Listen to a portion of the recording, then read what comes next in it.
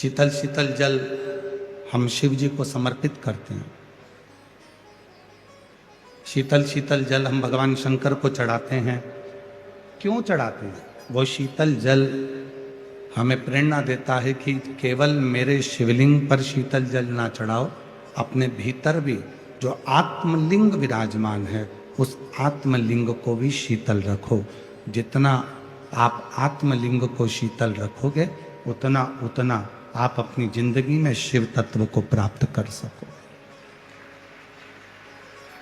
हम अपनी आत्मा को, अपने चित्त को, अपने मन को शीतल नहीं रख पाते।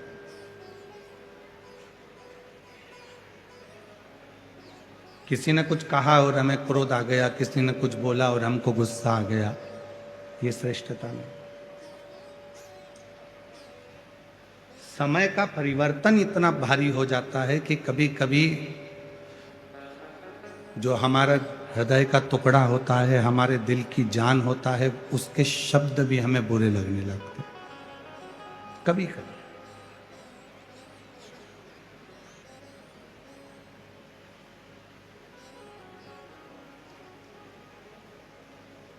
जिस बहू को आप देखकर, समझकर, बातचीत कर कर लेकर आए हो, कभी कभी वही बहू अगर कुछ शब्द कह देती है तो हमको बुरा लग जाता है।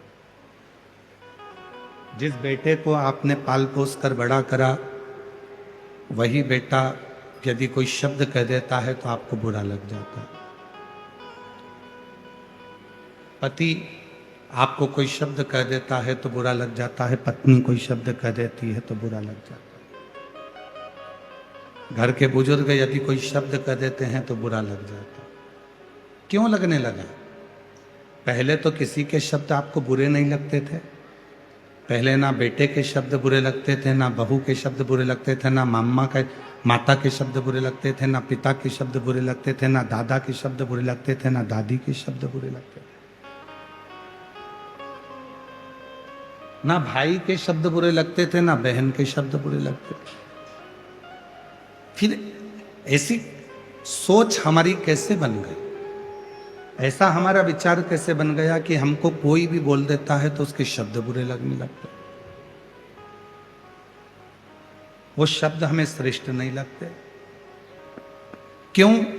क्योंकि हमने हमारे विवेक में, हमारी बुद्धि में, हमारे चित्त में अहमता को धारण कर लिया, अहंकार को धारण कर लिया। मैं जो बोलूंगी वो होगा, मैं जो कहूंगा वो होगा।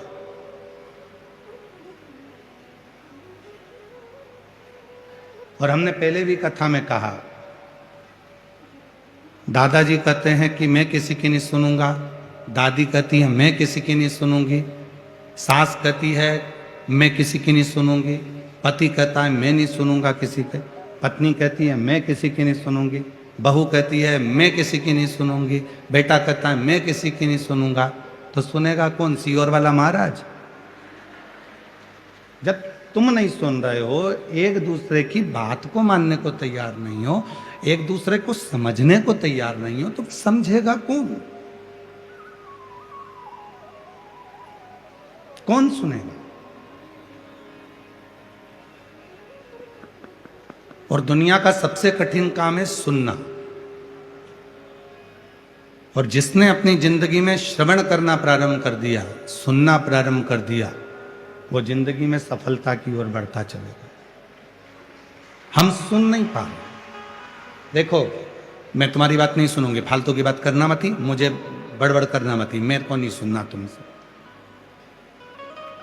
वो कल का आया मुझे सुनाएगा, मेरे को नहीं सुना। हम इसी सोच में, इसी विचार में, इसी सोच में, हम इसी सोच में, इन्हीं विचारों में हम फंसे पड़े हैं और हम कुछ अच्छा कर नहीं पा रहे।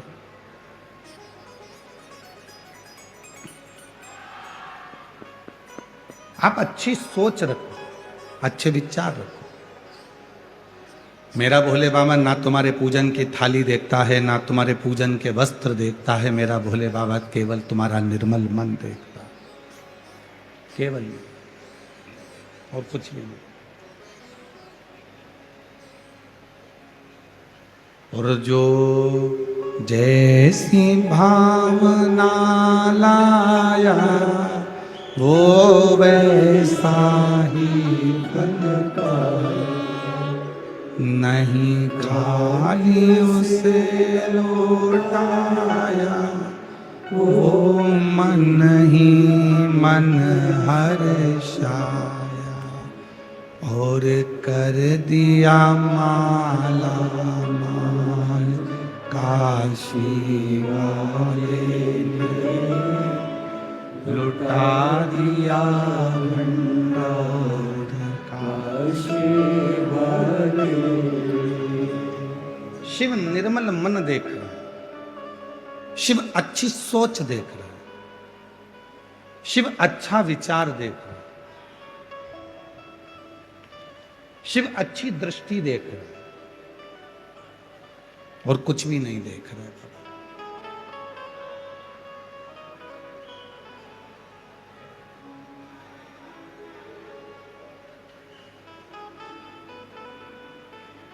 पात्र गंदा होगा ना चल जाएगा, पात्र यदि गंदा है तो चलेगा, पर मन गंदा नहीं होना चाहिए।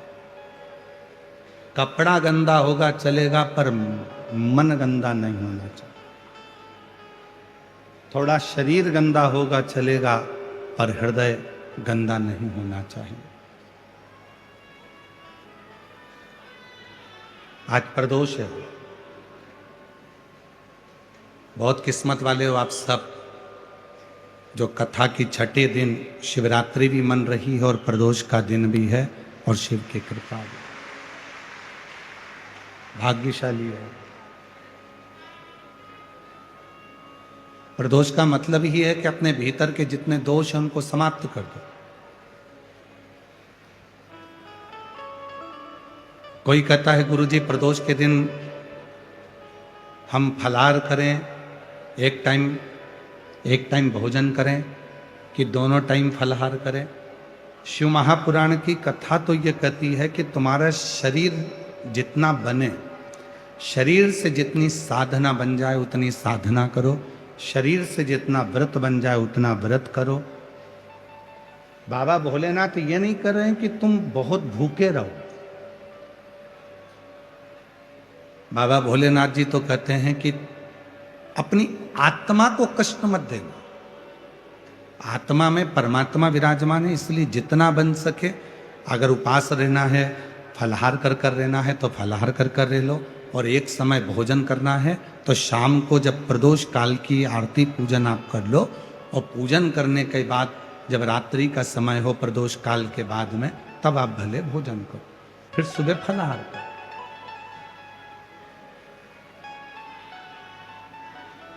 कुछ लोग ऐसे होते हैं कि प्रदोष के दिन फलाहार ग्रहण कर अगले दिन पालना करते हैं, अगले दिन ही अन्न ग्रहण करते हैं। तुम्हारे मन की जो संतुष्टि, तुम्हारे हृदय की जो संतुष्टि, तुम्हारी आत्मा की जो संतुष्टि हो, उस संतुष्टि से शिव प्रसन्न हो।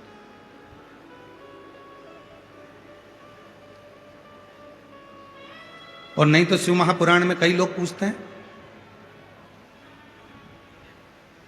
हम कई जगह पर कथा करने जाते हैं तो वहाँ पूछते हैं साहब जजमान को गुरुजी कथा सुनना है तो क्या व्रत करना पड़ेगा? हम कह देते हैं उसकी मर्जी, करे तो ठीक, ना करे तो ठीक। शिव जी को एक लोटा जल चढ़ाओ, कथा के पंडाल में आओ, कथा सुनो और अपने जीवन को सार्थक बनाओ।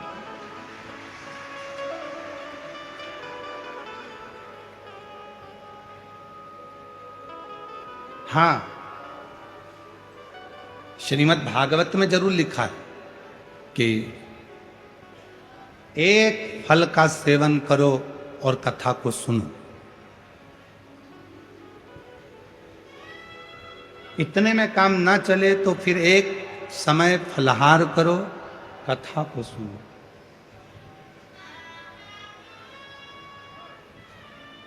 एक समय फलाहार करो और कथा को सुनो।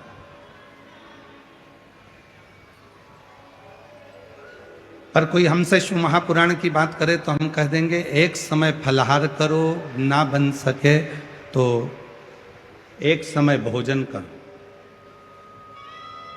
और इतने में भी काम ना चले तो दोनों समय भोजन करो, पर शिव महापुराण की कथा जरूर सुनो। और इतने में भी काम नहीं चले, दोनों समय भोजन में भी काम नहीं चले तो टिफिन लेके कथा में चलो, पर कथा सुनो, कथा नहीं छोड़ना।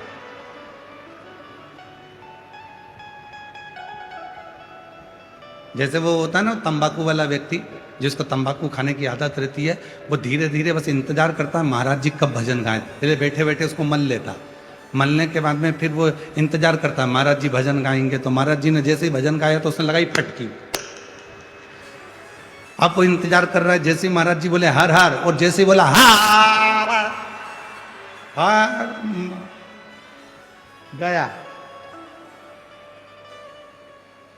साइड में। अब वो इंतजार करता है बस भजन का, भजन आए और अपन का। तो शिव महापुराण की कथा कर रही है, मेरे भगवान देवाधिदेव महादेव का चरित्र कह रहा है। अब हम आपसे कह दें कि भूखे रहना, कथा सुनना, अब भूखे रहकर तुम कथा सुन लो, तुम्हारा बीपी शुगर ऊंचा नीचा हो गया, तुम हॉस्पिटल में पड़े, महाराज जी कथा के किसको सुनाए? इससे अच्छा है तुम्हारा जैसा मन करे, दिल करे, फुल आनंद के साथ, फुल एंजॉय के साथ भगवान की अविरल भक्ति धारण करो। मेरा शिव तुम्हारे ऊपर करुणा करना प्रारंभ कर देगा, कृपा करना प्रारंभ। दिखावा कर कर भगवान को कभी नहीं पाया जा सकता। शिव को दिखावे से कभी प्राप्त नहीं कर सकते।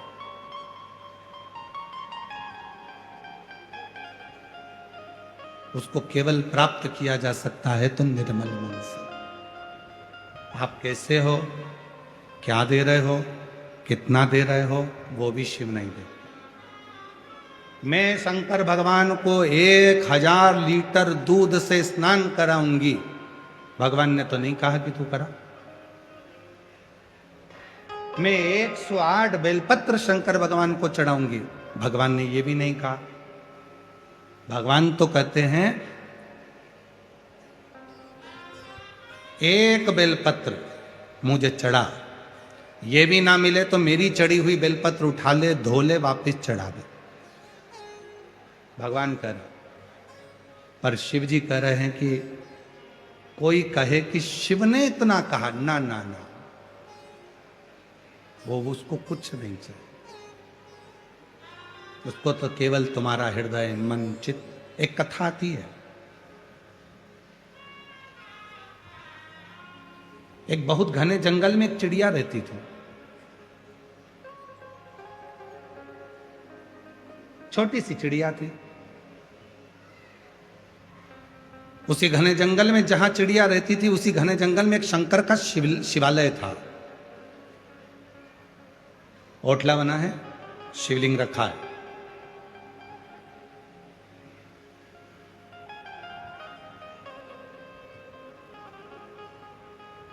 एक शिव भक्त आते हैं,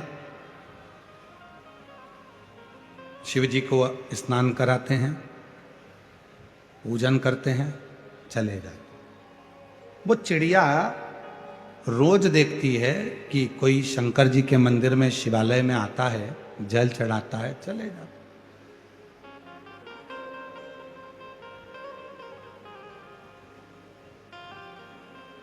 6 महीना 8 महीने तक चिड़िया ने देखा, और 8 महीने के बाद वो जो महाराज जी आते थे, जो शिवालय आते थे शिव भक्त, उन्होंने आना बंद कर दिया। अब वो नहीं आ रहा।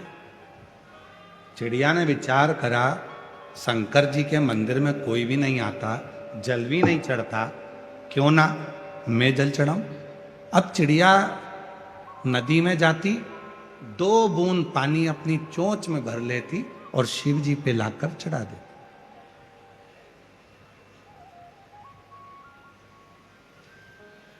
रोज चिड़िया उड़ती है, 2 बूंद पानी अपनी चोंच में भरती है, शिव जी पे लाके डाल देती।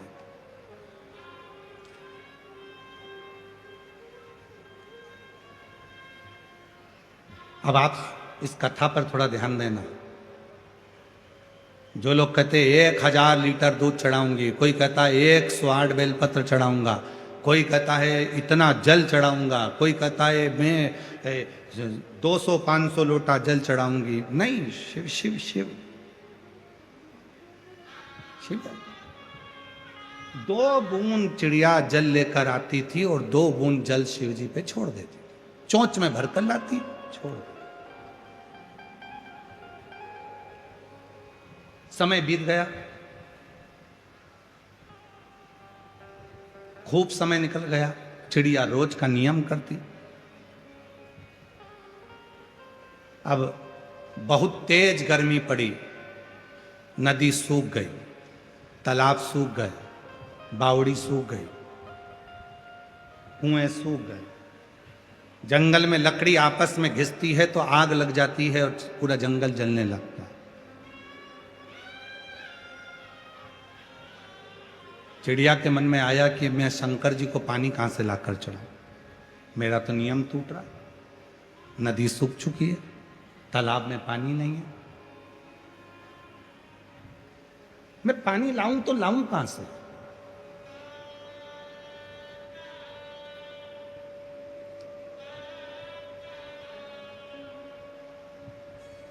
चिड़िया ने उड़ना प्रारंभ करा, आसपास का पूरा क्षेत्र देख लिया चिड़िया ने, पर उसको पानी नहीं मिला। चिड़िया और आगे बढ़कर गई, थक गई, बैठ गई, पानी नहीं मिला। और बड़ी आगे, थक गई, पानी नहीं मिला। बहुत आगे चिड़िया निकल गई, तब एक खड्डे में थोड़ा सा पानी भरा था, उसमें से 2 बूंद पानी चिड़िया ने चोंच में भर लिया।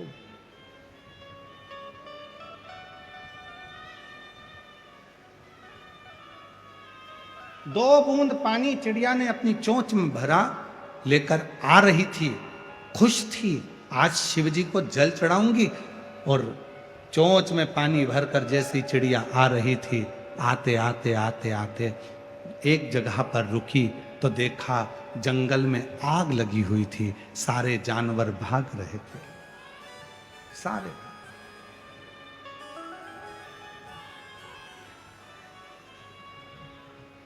जंगल में आग लगी है और जंगल में आग लगी है, सारे जानवर भाग रहे हैं। चिड़िया ने देखा इतनी तेज आग लगी है, पानी शिव जी को चढ़ाना है, बहुत समय के बाद मिला है, पर एक काम करती हूँ, आज मैं आग को बुझा देती हूँ। और चिड़िया ने अपनी चोंच में से 2 बूंद पानी आगी पर डाला। अब शेर, हाथी, मोर, सियार जंगल के चिड़िया पर हंसने लगे। तेरे 2 बूंद पानी से कोई आगी बुझेगी? हाथी भी हंस रहा है, शेर भी हंस रहा है, सियार भी हंस रहे हैं, मोर भी हंस रहा है, पक्षी भी हंस रहे हैं। तेरे 2 बूंद पानी से क्या यह आग बुझेगी? चिड़िया ने कहा, भले आग नहीं बुझे, पर जब इतिहास लिखा जाएगा तो उसमें मेरा नाम लिखा जाएगा कि मैं आग बुझाने वालों में शामिल थी। जब इतिहास लिखा जाएगा तो मेरा नाम लिखा जाएगा कि मैं आग बुझाने वालों में शामिल थी, आग लगाने वालों में नहीं, और ना आग देखकर भागने वालों में, मैं आग बुझाने वालों में शामिल। भले मेरे पास जो था मैंने वो दिया। जैसे ही 2 बूंद आगी में गिरा, आग तो नहीं बुझी, पर शंकर भगवान प्रसन्न हो गए, गंगा की धार छोड़ दी, पूरी आग ठंडी हो गई, पूरी आग ठंडी। चिड़िया ने देखा, बाबा इतने दिन से मैंने 2-2 बूंद पानी चढ़ाया, आप प्रसन्न नहीं हुए? शिव जी कहने लगे, चिड़िया तू रोज मेरे लिए जल लाती थी, आज तूने जनमानस के कल्याण के लिए जल का प्रयोग किया, और जो दूसरे के लिए जीना सीख जाता है, शिव उस पर करुणा करना प्रारंभ कर देगा। जो दूसरे के लिए जीना सीख गया,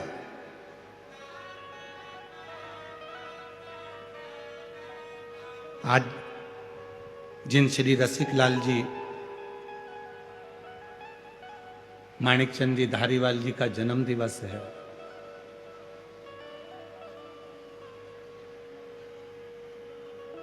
भले वो हमारे बीच में हैं ना हैं, परंतु जहां होंगे उन पर शिव की कृपा होगी, क्योंकि शिव के भक्त हैं। शिव के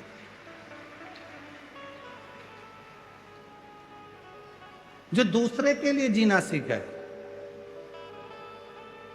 श्री रसिक लाल जी ने, श्री रसिक लाल जी धारीवाल जी ने ये प्रेरणा दी है, कमाओ, खूब कमाओ।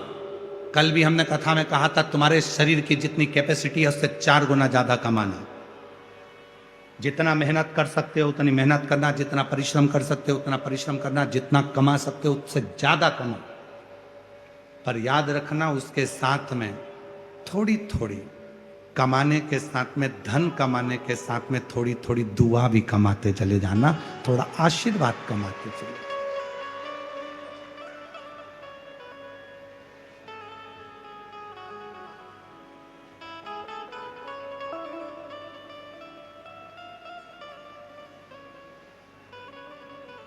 आश्री में रसिक लाल जी धारीवाल जी के जन्मदिन पर इतना जरूर कहना चाहूंगा,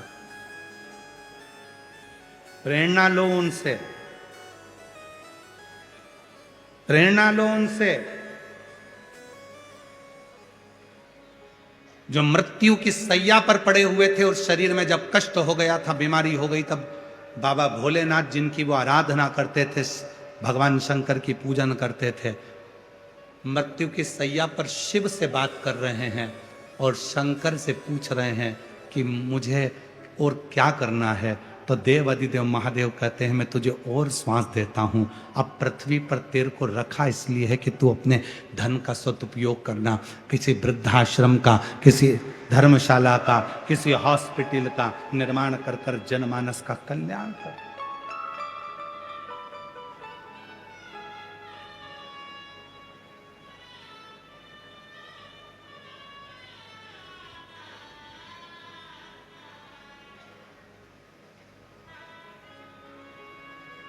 कितना शिव पर समर्पित परिवार होगा।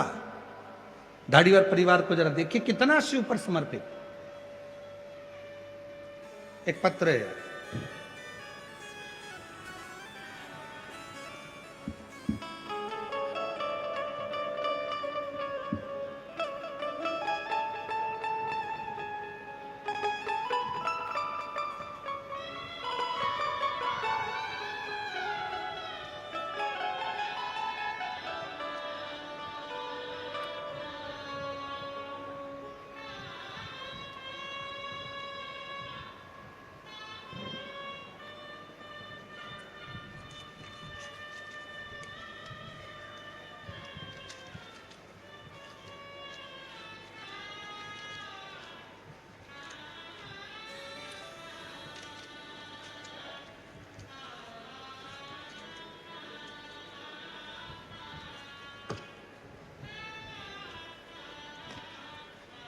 आज पत्र बहुत ज़्यादा हैं, पर एक पत्र हमें पड़ा भी।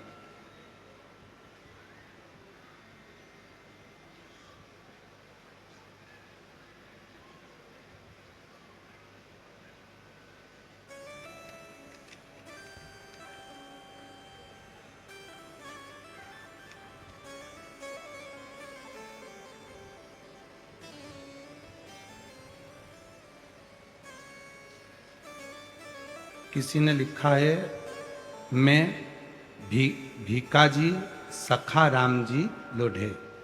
कहीं बैठे हों तो हाथ हिला सकते हैं। मैं भीकाजी सखा राम जी लोढ़े, रामलिंगम शिरूर से हूँ, मेरा मोबाइल नंबर है। आज श्रीमान रसिक लाल जी धारीवाल जी का 87वां जन्म दिवस है। पत्र में लिखा, मैं बताना चाहूंगा, 67 से मैं उनसे जुड़ा हुआ था। 60 साल हो गए मेरे को उनसे जुड़े हुए।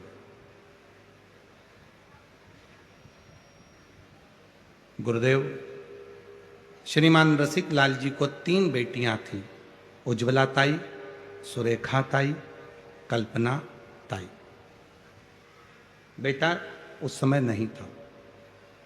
तब रसिकलाल जी ने भगवान शंकर की ऐसी कोई साधना नहीं छोड़ी जो उन्होंने नहीं करी, और शिव ने आखिरी में उनको एक प्रकाश पुत्र जैसा बेटा दिया।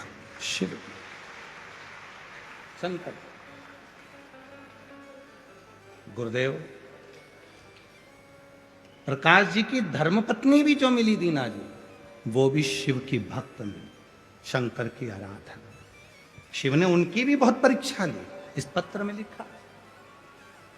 शिव ने इतनी परीक्षा ली कि गोद खाली सी थी, पर उस बेटी ने शिव की साधना को नहीं छोड़ा, शंकर की साधना करती रही, और आज बाबा ने उनकी गोद में भी बेटी और बेटा आदित्य और उसकी बहन को। ये शिव महापुराण की कथा केवल धारीवाल परिवार नहीं करा रहा है, ये शिव महापुराण की कथा तो स्वयं शंकर जी रसिकलाल जी के लिए करा रहे हैं, स्वयं शिव करा। ये जिनने जो पत्र लिखा है, भीकाजी सखा राम जी लोढ़े रामलिंगम शिरूर से ये पत्र है, अगर कहीं बैठे हो तो आ सकते। शिव की भक्ति के, और फिर निवेदन करेंगे आप सबसे, आप जितनी भी संख्या में बैठे हो, लाखों की भीड़ है, इन पंडालों को यदि एक के पीछे एक लगाया जाए तो कम से कम आप 2 किलोमीटर तक चले जाओ, 3 किलोमीटर तक चले जाओ, इतना पंडाल है। और पंडाल के बाहर जितनी पब्लिक बैठी हुई है, इधर साइड पीछे, सब अपनी अपनी चद्दर लगाकर, छाता लगाकर, पेड़ों के नीचे, भोजनशाला में, दुकानों में, गाड़ियों के नीचे जो तुम भरे पड़े हुए हो, गाड़ियों के साइड में बैठे हुए हो, जहां जहां तुम बैठे हो, अगर लाखों की संख्या में आप लोग आए हो तो आप कोई साधारण नहीं हो। कहीं शिव जी से तुम्हारा कोई पुराना संबंध होगा तो बाबा ने तुम्हें देने के लिए बुलाया, बाबा ने तुम्हें देने के लिए। इस अविरल भक्ति को धारण तो करो। और जो जैसी भावना लाया वो वैसा नहीं, खाली उसे वो मन ही मन, और कर दिया माला माल का, लुटा दिया भंडार का, लुटा दिया भंडार का, कर दिया माला का। ये शरीर कब श्रेष्ठ है? जब हम किसी दूसरे के कार्य में आ जाए।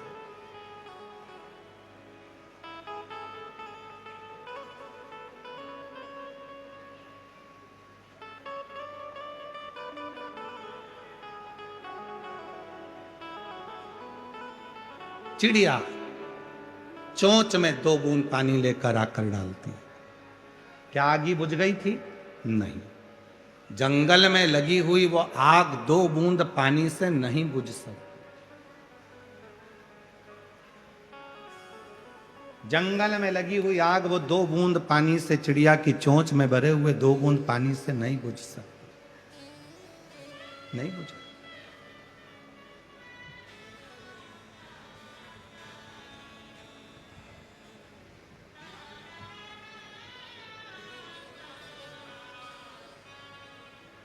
आप सब आए हो, अपने अपने साथ में कोई बिस्कुट लाया होगा, कोई पानी की छोटी छोटी बॉटल लाया होगा, कोई टॉफी का पैकेट लाया होगा।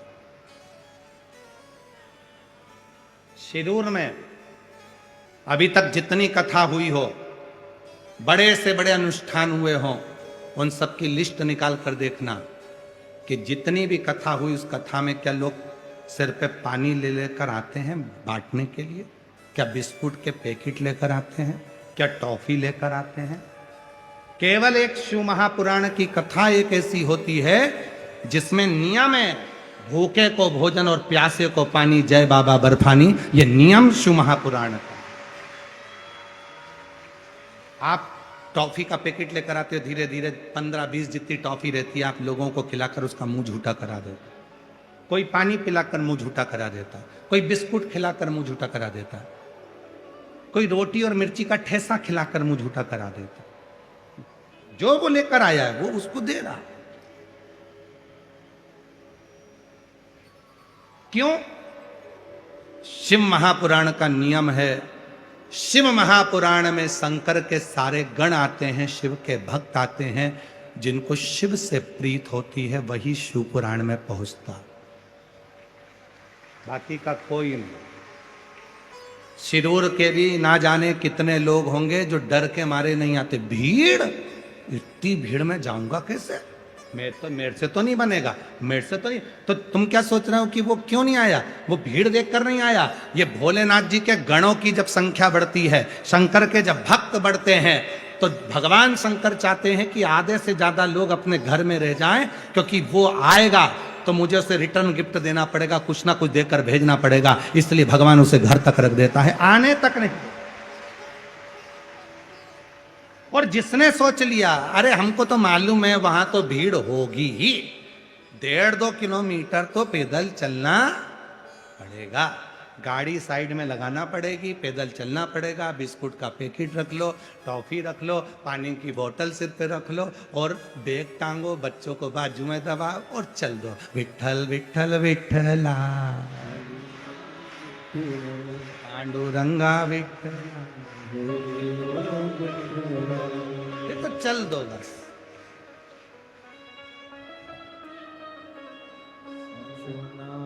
आप ही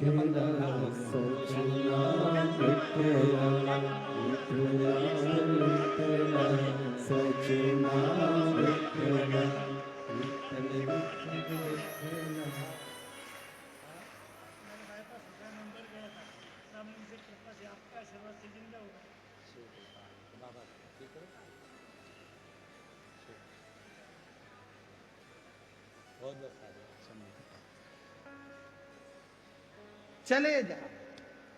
बाजू में बच्चे हैं, सिर पर बैग है, पानी की बोतल है, टॉफी है, बिस्कुट है, चले जा।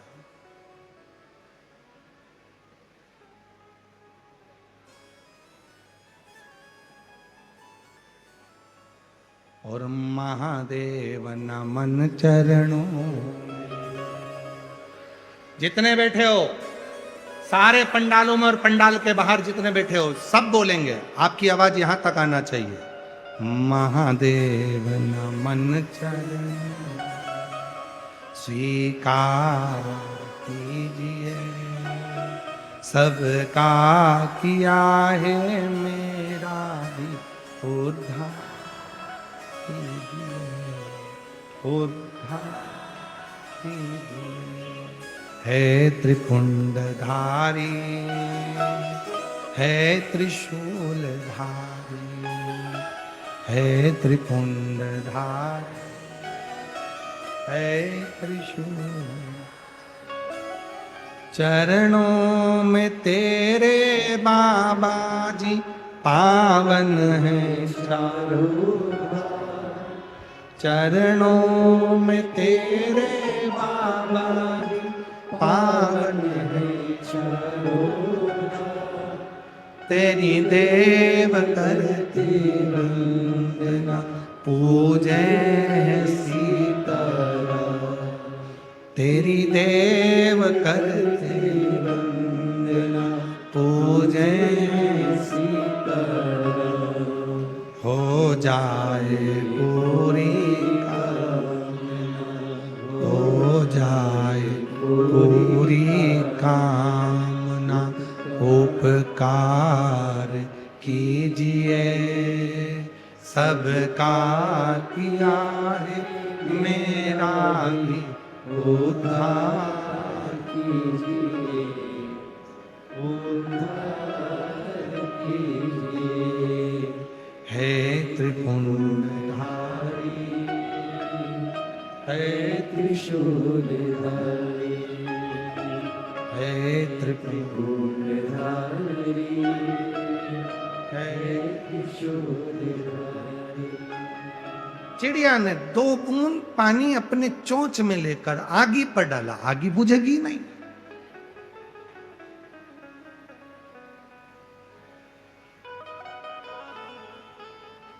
जंगल में आग लगी है, क्या 2 बूंद पानी से बुझ सकती है? नहीं, पर उसने अपना प्रयास किया।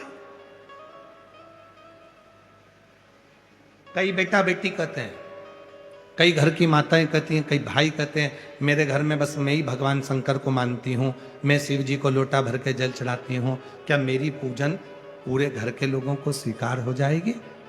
भले छोटी पूजन कर रहे हो, चाहे 1 लोटा जल चढ़ा रहे हो, चाहे 1 चावल का दाना चढ़ा रहे हो, पर तुम्हारा चढ़ाया गया जल तुम्हारा कल बदल कर ही रहेगा, ये निश्चित। तुम्हारा कल बदलना है तो जल चढ़ा हुआ तुम्हारा कल बदल कर रहेगा, बदलेगा। अब तुम ये मत सोचो मेरे अकेले से क्या होगा, सब होगा, सब।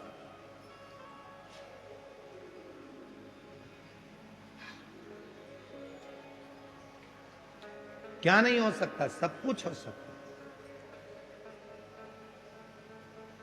अकेले ध्रुव जी महाराज थे, 4 वर्ष की अवस्था थी,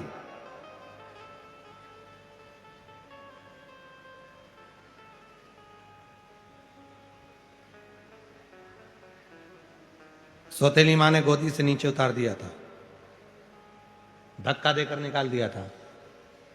सिंहासन पर बैठना है अगर तुझे तो तेरे पिता मेरी गोद में आकर मेरे गर्भ से जन्म लेना पड़ेगा, और मेरे गर्भ में आने के लिए तुझे भगवान का भजन करना पड़ेगा, निकल जाए यहां से। धक्का मार के निकाल दिया।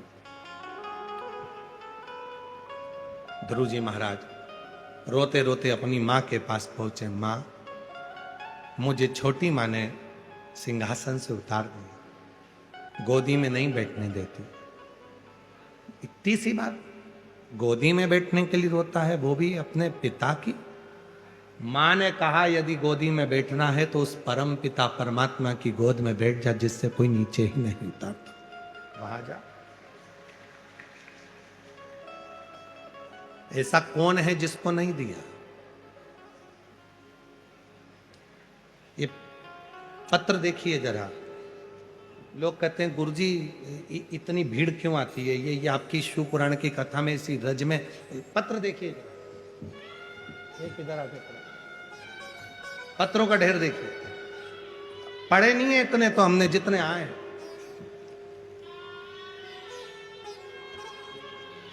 आस्था चैनल वालों से निवेदन है, सारे पत्र दिखा।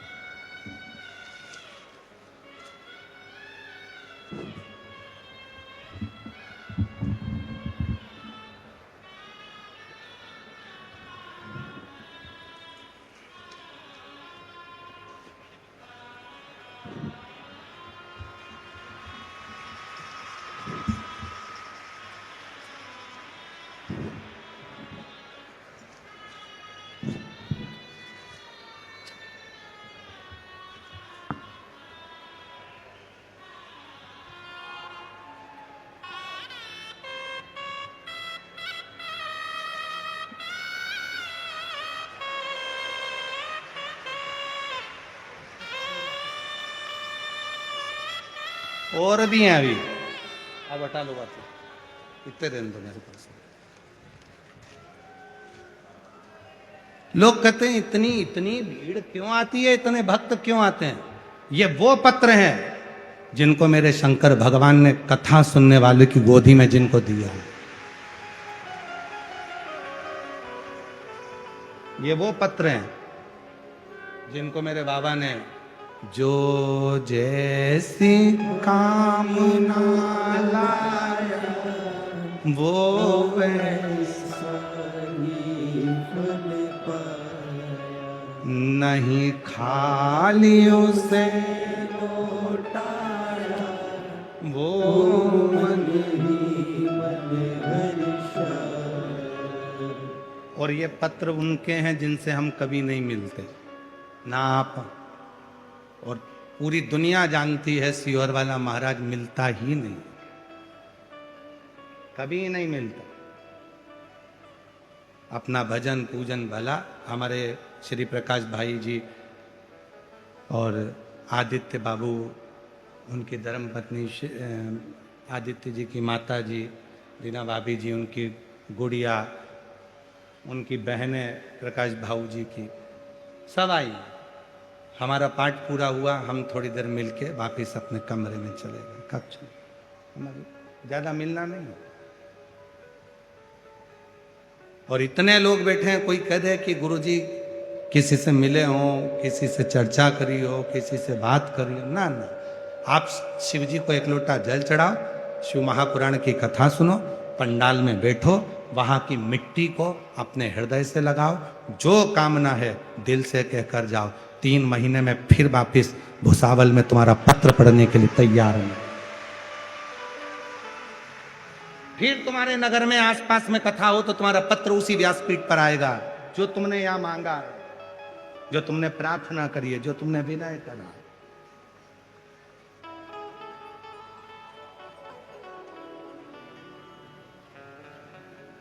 शिव को पाने के लिए आडंबर की, दिखावे की, ढोंग और ढकोसले की जरूरत नहीं, पाखंड की जरूरत नहीं। एक लोटा जल चढ़ाओ, 3 बार ताली बजाओ, हर हर, बस शिव मिल गया। ज्यादा कुछ नहीं, कुछ नहीं। सारी समस्या का हल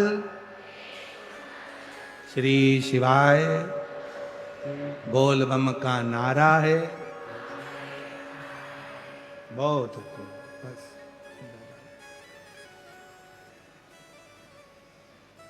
उसके आश्रित रहो, किसी दूसरे के, किसी दूसरे के।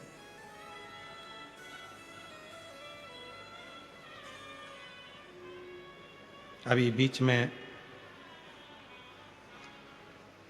जब धारीवाल परिवार के दामाद श्री रोहित जी मेहता अभी कल परसों तो बाहर गए थे, बेंगलोर वगैरह उनका कार्य था कुछ, तो 2 दिन पहले जब उनसे मिलना हुआ था तो उन्होंने कहा गुरुजी इंदौर आओ तो जरूर आना।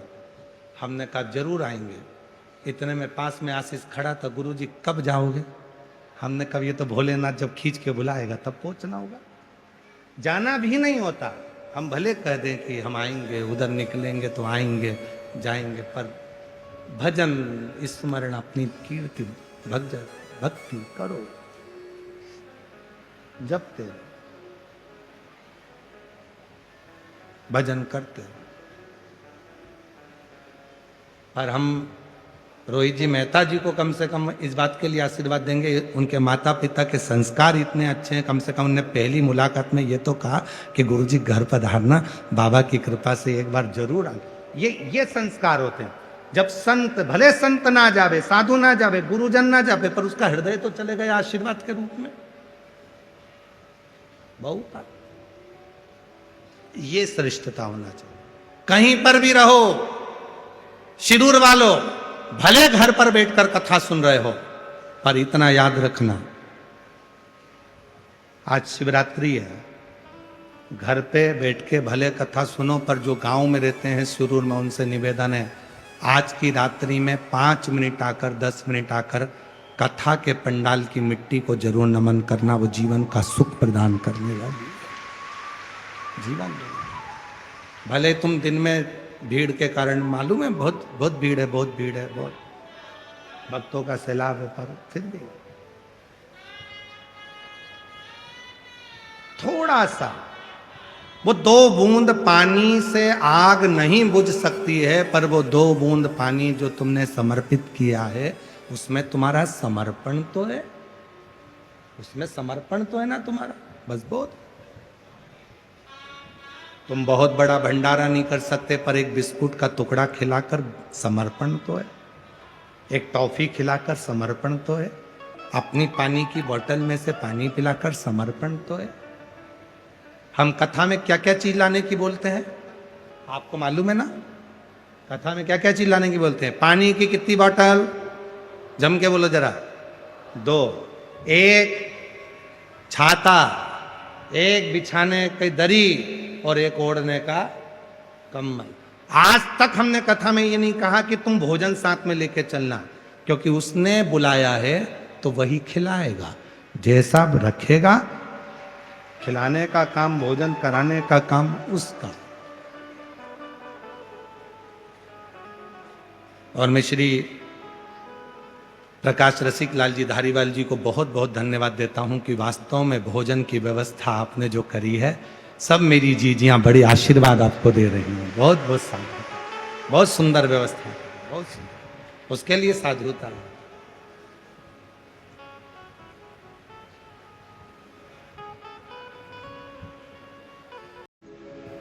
शिव पात्र नहीं देख रहे कि तुम्हारा पात्र कैसा है, शिव केवल हृदय देख रहा है।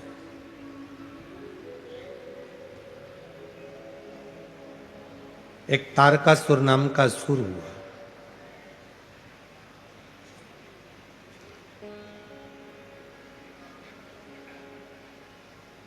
था असुर, असुर प्रवृत्ति भी थी, पर शिव का बड़ा भक्त था। भगवान शंकर से इतना प्रेम करता था, वो इतना प्रेम करता था कि शिव जी माता सती के जाने के बाद उन्होंने जो वैराग्य धारण कर लिया था, तो विचार करा था कि इनका विवाह कराकर रहूं। इतना आत्मीय प्रेम भीतर से होता, आत्म। जब हम भगवान देव अधिदेव महादेव से स्नेह करने लगते हैं, प्रेम करने लगते हैं, तो शिव हमारे जीवन के सारे तकलीफों को मिटाते रहते हैं।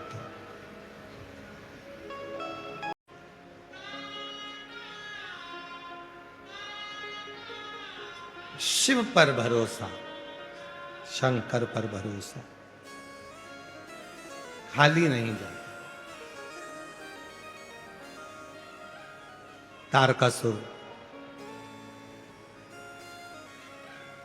शिव से बहुत प्रेम करता, भगवान शंकर के प्रति स्नेह, इतना प्रेम। भले असुर था, राक्षस था, पर शिव के प्रति समर्पण था। 33 कोटि देवता में केवल एक देव अधिदेव महादेव ऐसे हैं जो पशुओं के भी देवता हैं, पक्षियों के भी देवता हैं, जल के भी देवता हैं, थल के भी देवता हैं, वायु के भी देवता हैं, कंकर कंकर के भी देवता हैं, और जो मनुष्य के भी देवता हैं, असुर के भी देवता हैं, गंधर्व के भी देवता हैं, किन्नर के भी देवता हैं, नागों के भी देवता हैं। वो केवल एक देव अधिदेव महा, केवल एक महा।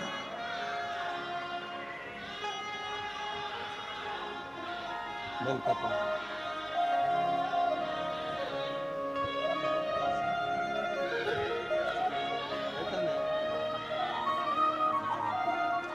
आपका बेटे ने नीट का एग्जाम क्लियर करा, आज एमबीबीएस की पढ़ाई कर रहा है, और दूसरा वर्ष बाबा की, तीसरा वर्ष है बाबा की कृपा से अच्छा डॉक्टर बने।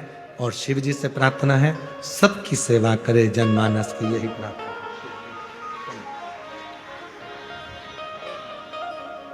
शिव तत्व कहते हैं शिव से प्रेम करो, भगवान शंकर से स्नेह करो। और जिसने भगवान शंकर से प्रेम किया, जिसने भगवान देव अधिदेव महादेव से स्नेह किया, जिसने भगवान शंकर से प्रेम किया, स्नेह किया, शिव ने उसको साथ। तारकासुर था असुर, असुर प्रवृत्ति का था, असुर था, प्रेशर बढ़ाओ, असुर था पर शिव को भजता था।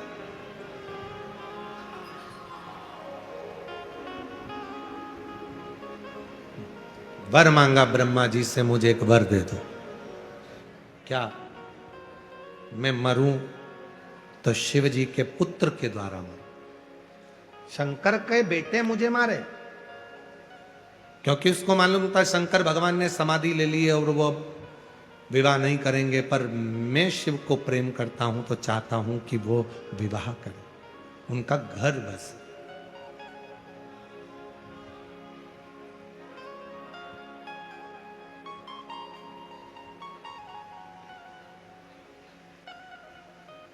उनका घर बसे, ये असुर चाहता।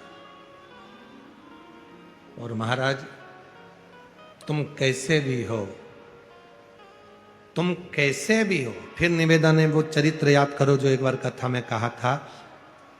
बच्चा गटर में गिर जाता है तो लोग उसे गटर में से निकाल देते हैं, बच्चा नाली में गिर जाता है तो नाली में से लोग उसे निकाल देते हैं, पर बच्चे को गले नहीं लगाते। गटर में गिरे हुए बच्चे को, नाली में गिरे हुए बच्चे को, कीचड़ लगे हुए बच्चे को तो केवल दो ही गले लगाते हैं, एक माँ और एक बाप। माता और पिता, प्रेशर नहीं आ रहा है, गला खींच रहा है, एक माता और एक पिता, केवल दो हैं जो बच्चे को गले लगाते। उसी तरह शिव महापुराण की कथा कहती है, चाहे जिंदगी में तुम कैसे भी हो, झूठ बोला, कपट करा, बेईमानी करी, प्रपंच करा, छल करा, जो कुछ करा, तुम्हारे दिल को मालूम है, पर याद रखना शिव जी के मंदिर जाना चालू कर दो। क्यों? क्योंकि चाहे बच्चा कितना भी गटर में गिर जाए, उसके माँ बाप गले लगाते हैं, उसी तरह इंसान चाहे कैसा भी हो जाए, शिव उसको अपना बना ही ले। कैसे भी हो उसकी दृष्टि पड़ना चाहिए, उसकी दृष्टि।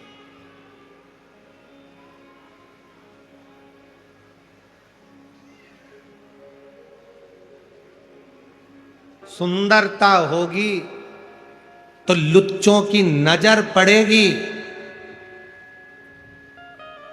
गले में सोने की चेन होगी तो चोर की नजर पड़ेगी, और मुख में शिव का नाम होगा तो महादेव की नजर पड़ेगी, ये निश्चित है।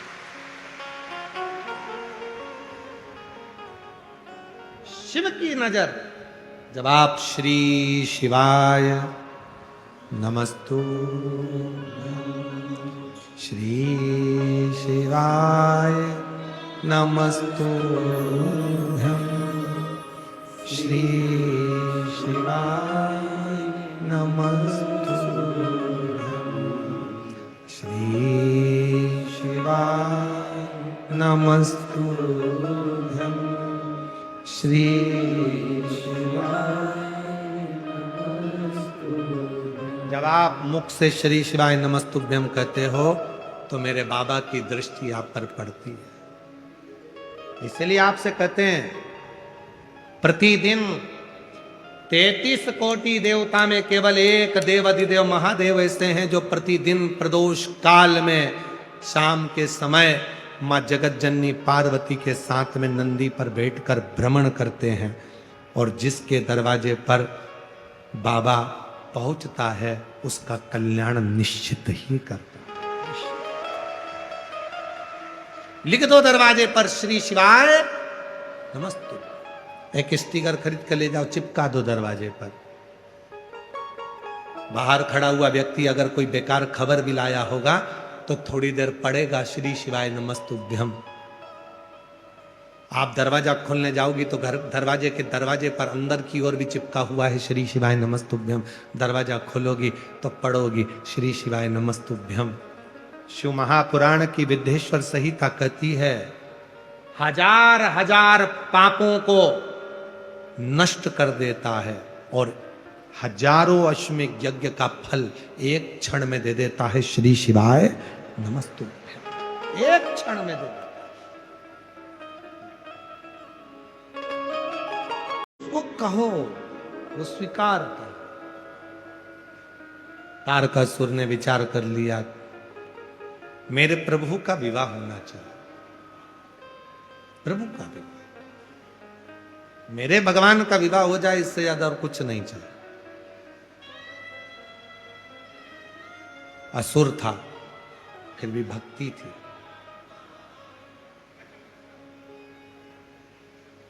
विचार कर लिया था भोलेनाथ जी ने तो सती माता के जाने के बाद में विवाह करेंगे नहीं, पर उनकी शादी तो मैं करा कर रहूंगा। जब दरवाजे पर श्री शिवाय नमस्तुभ्यम लिखा होता है, यहां से जाते जाते 25-50 स्टिकर खरीद कर लेके जाओ। किसी को गिफ्ट में भी देना तो श्री शिवाय नमस्तुभ्यम देना कि दरवाजे पे चिपकाना। तेरे दरवाजे पर अगर दुख भी आ रहा होगा तो टल जाएगा, शिव कृपा हो।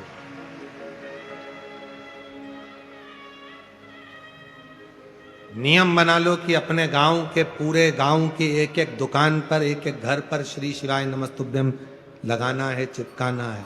कुछ नहीं बने तो इतना ही करेंगे, हम लगा देंगे। मंदिरों में लगाना पड़ेगा तो मुक्ति मिलेगी। कितना सुंदर लिखा शिव महापुराण की विद्येश्वर संहिता में लिखा, यदि कोई श्री शिवाय नमस्तुभ्यम का जप नहीं भी करता है और श्री शिवाय नमस्तुभ्यम बोलने वाले का केवल मुख का दर्शन कर लेता है, तो भी सारे पाप समाप्त होकर भाग्य प्रबल हो जाए।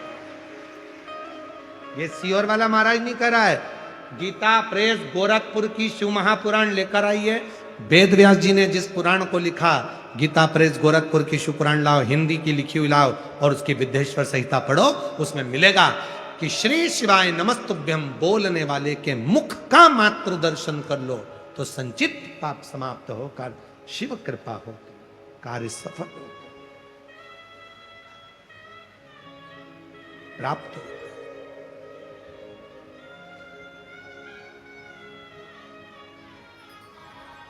बस जैसे तारकासुर ने भगवान शिव से स्नेह कर लिया, प्रेम, और सताओ ना हमें लोगों, हमें दिल की बीमारी है।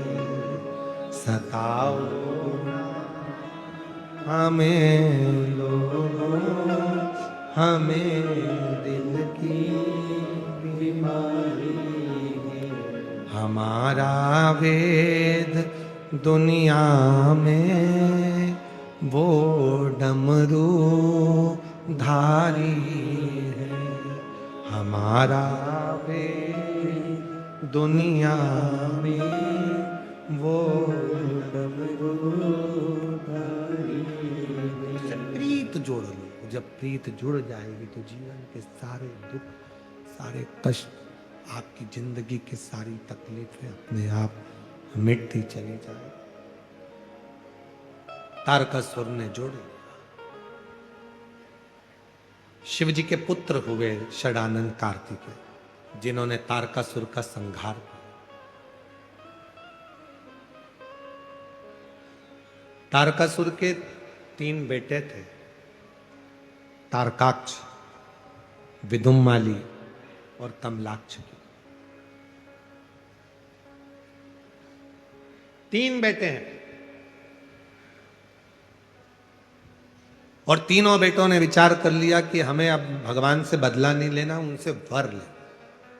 तीनों ने तपस्या करी, खूब तप कर वर मांगा, हमें वर दीजिए। क्या वर चाहिए? हम तीनों मरे तो एक साथ मरे। 3 पुरी का निर्माण कर दो, अलग अलग महल बना दिए, नगर बसा दिए। उस नगर में तारकाक्ष, विदुम्माली, कमलाक्ष की रहने लगी। 3 पुरियों का निर्माण हो गया, 3 नगर बस गए। तीनों भाइयों ने विचार कर लिया कि कभी भी जिंदगी में अपन तीनों एक साथ नहीं बैठेंगे, एक साथ मिलेंगे नहीं।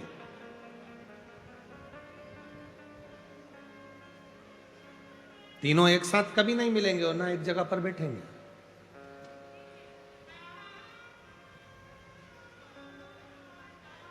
तीनों अलग अलग रहने लगे। खूब उपद्रव मचाया उन्होंने, इतना उपद्रव मचाया, इतना उपद्रव मचाया कि चारों तरफ हाहाकार मच गया।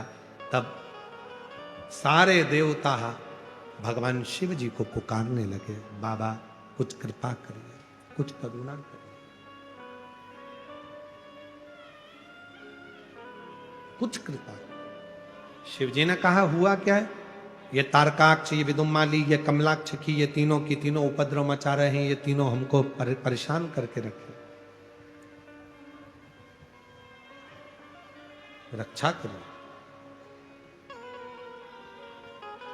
शिव जी ने कहा ठीक है,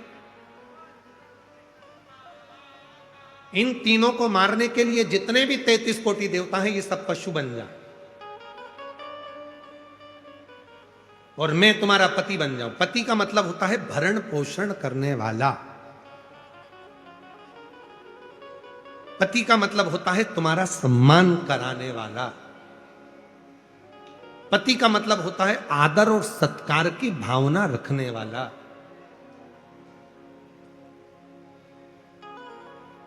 पति का मतलब होता है अग्रणता रखने वाला।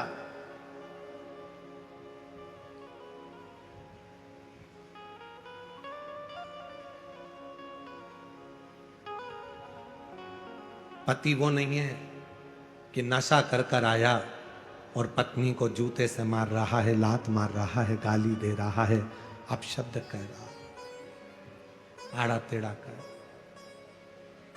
एक श्रेष्ठ पति की परिभाषा शिव महापुराण की कथा कहती है, नशा करना था कर लिया, कब तक? जब तक तुम्हारा विवाह नहीं हुआ। शादी हो गई, नशे से दूर हो जाओ, आने वाले समय में जो बच्चे होंगे उस पर गलत असर नहीं पड़ेगा। तुम्हारे बच्चों को किसी के मुंह से सुनना नहीं पड़ेगा कि तेरा बाप बेवड़ा है, तेरा बाप शराब पीता है। हो गई गलती, जब तक शादी नहीं हुई ठीक है, समय निकल गया, पर अब थोड़ा बदलाव। विवाह होने के बाद जितना बदलाव चाहिए जिंदगी में, वो बदलाव होना चाहिए। शिव महापुराण की कथा कहती है, जब किसी लड़के का लड़की का मंगल विवाह होता है, शादी होती है, तो उस पर दो परिवार का बोझ बढ़ जाता है। लड़की को जरूरत है कि जिस घर में वो विवाह कर कर गई है, वहां के माता पिता का सम्मान, सत्कार, आदर करे, और लड़के को जरूरत है कि जिस घर से लड़की आई है उस घर के माँ बाप का आदर करे, सम्मान करे, सत्कार। बेटी को ससुराल में रहने वाले माता पिता का आदर करना है, उनका सम्मान करना है, उनका आदर करना है, और बेटे को जहां से लड़की विवाह कर कर आई है उन माता पिता का जिन्होंने उसको जन्म दिया, उनका आदर करना। और जब ये दोनों एक दूसरे का आदर करते हैं तो जीवन की जो गाड़ी है वो बड़ी अलमस्त होकर चलती है। जहां आदर है, सम्मान है, सत्कार है। शादी के बाद बहुत बड़ा दबाव बन जाता है। घर में एक बेटे के ऊपर भी बहुत बड़ा प्रभाव पड़ता है। जितना प्रेम वो अपने माता पिता से करे उतना पत्नी से भी स्नेह होना चाहिए। पत्नी से जितना प्रेम करे उतने माता पिता से स्नेह होना चाहिए, क्योंकि माँ बाप भी अपनी पूरी लाइफ बच्चे की लाइफ बनाने में निकाल देते, और फिर बच्चा शादी कर कर स्टेटस पे लगाए my wife is my life, तो वो एक जीवन का दुख है। लाइफ आपकी बनाओ, मना नहीं है, पर आदर दोनों का बराबर, दोनों का संतुलन बराबर होना चाहिए। दोनों का जहां संतुलन बिगड़ता है वहां फिर क्लेश है, वहां फिर ठीक नहीं। प्रेम बढ़, आदर करो एक दूसरे का, सम्मान करो एक दूसरे का,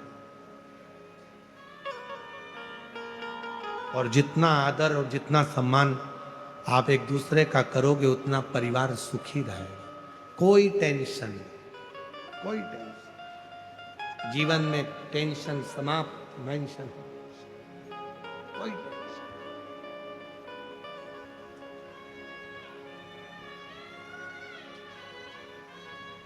स्नेह की बात। एक पत्र है, देखें इसमें है कि नहीं।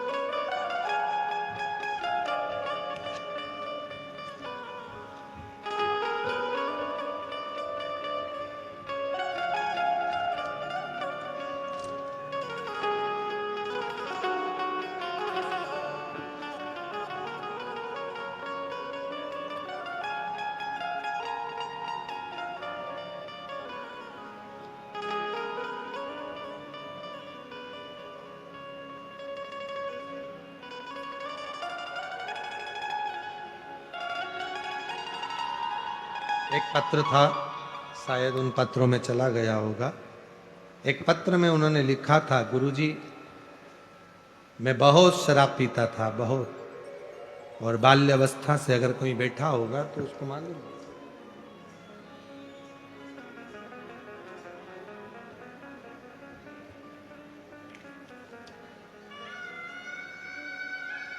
मिल गया। मेरा नाम शिवा संपत जाधव, मैं नंदुरबार, जिला नंदुरबार से आया हूं। भोले बाबा का क्या बखान करूं गुरुजी। 35 सालों से बहुत दारू पीता था गुरुजी। अनाज मंडी में काम करता हूं और जितने पैसे कमाता था वो सब दारू में चले जाते थे। बाबा, लोग नाली में पड़ा रहता था, लोग ध्यान नहीं देते थे। एक बार आपकी कथा सुनने के लिए घर के लोगों के कहने पर पंडाल में पहुंच गए। आप कहते हो कि कथा के पंडाल की मिट्टी स्वयं शिव के चरण की धूल है। मैंने उसी मिट्टी को अपने सिर पर चढ़ाया, कसम खा ली कि आज शराब को इसी पंडाल में छोड़कर जा रहा हूं, आज के बाद नहीं पीऊंगा। और 2 साल हो गए दारू को हाथ नहीं लगाया। 35 साल से पीता था, 35 साल। बाबा, क्या पता क्या जादू है पंडाल की मिट्टी में। बोरी ढोता था मंडी में, आज बाबा की कृपा से नौकरी करता हूं अच्छी कंपनी में, और शिव की कृपा से पैसा भी बहुत आ गया। ये शिव। अब किसी के आगे हाथ नहीं फैलाना पड़ता। बाबा, मैंने कितने पंडाल कथा सुनी है, देखो, नंदुरबार, नासिक, मनमाड़, साकरी, शिरपुर, शहादा, सूरत, सब कथा सुनी, क्योंकि अब काम मेरा बाबा करता है और मैं कथा सुनता। प्रभु आपकी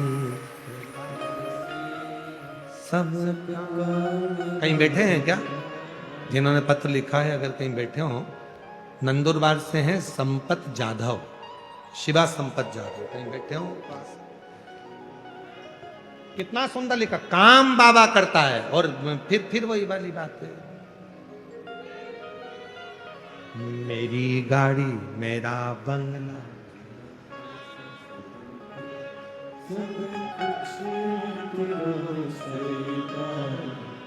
मेरा तो कुछ सब कुछ तेरा सरकार, मेरा तो कुछ नहीं। मेरी गाड़ी मेरा बंगला सब तेरा, सब कुछ तेरा सरकार, मेरा तो कुछ भी नहीं। सब कुछ तेरा सरकार, मेरा तो कुछ भी नहीं। इसलिए तेरे डमरू की धुन सुन के मैं काशी नगरी। तारकासुर के 3 बेटों के लिए देवता पशु बन गए, भगवान शिव पशुपति नाथ बन गए। तारकाक्ष, विदुम्माली, कमलाक्ष की को एकाग्रित कर उनके प्राणों को हरा। शिव जी का नाम पशुपति नाथ हो गया। पशुपति एक व्रत होता है, 5 सोमवार का ये व्रत होता है। मंदिर में सुबह के समय पर भी पूजन करना होती है और शाम को भी पूजन करना होती है। शाम को जब वो थाली पूजन की मंदिर लेकर जाते हो तो उसमें 6 दीपक रख के ले जाया जाता है। मीठे का प्रसाद साथ में ले जाया जाता है। मंदिर में जाकर तीनों प्रसाद के 3 हिस्से कर दिए जाते हैं। 6 दिए को नीचे रख लिया जाता है, उसमें से 5 दिए प्रज्वलित कर दिए जाते हैं, जला दिए जाते हैं। एक दिया जो नहीं जलाया है उसको वापस थाली में रखा जाता है। बाबा की पूजन अर्चना करी जाती है। 6ठे नंबर का दीपक और प्रसाद का एक हिस्सा थाली में लेकर आते हैं। घर में प्रवेश करते समय सीधे हाथ की ओर दीपक को रखकर जलाते हैं। बाबा को अपने मन का भाव कहते हैं, घर में प्रवेश करते हैं। जब शाम को भोजन करते हैं उससे पहले जो प्रसाद का एक हिस्सा है वो पूरा खाते हैं, फिर भोजन ग्रहण करते हैं। अपने प्रसाद के हिस्से में से किसी को प्रसाद नहीं देते। ऐसे 5 व्रत होते हैं। बीच में अगर कोई रजो धर्म आ जाता है, कहीं जाना पड़ जाता है तो व्रत को छोड़ दिया जाता है, फिर अगला व्रत गिना जाता है, पर कहलाएंगे 5 ही व्रत। जब 5वां व्रत पूर्ण हो सोमवार का, तब बाबा को एक श्रीफल भेंट, 108 चावल के दाने या मूंग के दाने या पंखड़ी पत्ती, फूल, बेलपत्र कुछ भी समर्पित करे। जैसा व्रत का नियम पहले सोमवार को है वैसा कि वैसे ही 5 सोमवार को करे और बाबा से अपने दिल की बात करें। पशुपतिनाथ का व्रत एक बार नहीं, जब बाबा कृपा कर दे 2 महीने में, 3 महीने में करते रहना चाहिए। बाबा तुम्हारे जीवन में संपदा, वैभव, धन, दौलत, संपदा सब देना प्रारंभ। भगवान पशुपतिनाथ का वर्णन आया। आगे भगवान श्री गणेश जी महाराज के मंगल विवाह का प्रसंग आता है। रिद्धि सिद्धि के साथ भगवान श्री गणेश जी महाराज पधार रहे हैं। जोरदार ताली बजाएं। भगवान श्री गणेश जी महाराज पधार रहे हैं। गणेश जी महाराज के गले में रिद्धि सिद्धि ने सुंदर जयमाला प्रदान करी। गणेश जी महाराज ने रिद्धि सिद्धि के गले में एक ही जयमाला दी। रिद्धि सिद्धि के गले में जब एक जयमाला दी तो उसी जयमाला को निकाल कर रिद्धि सिद्धि ने वापिस गणेश जी के गले में दिए। गणेश जी ने दोनों रिद्धि सिद्धि के कंधे पर अपना हस्त कमल रखा और बाबा का सुंदर आशीर्वाद प्राप्त होता है।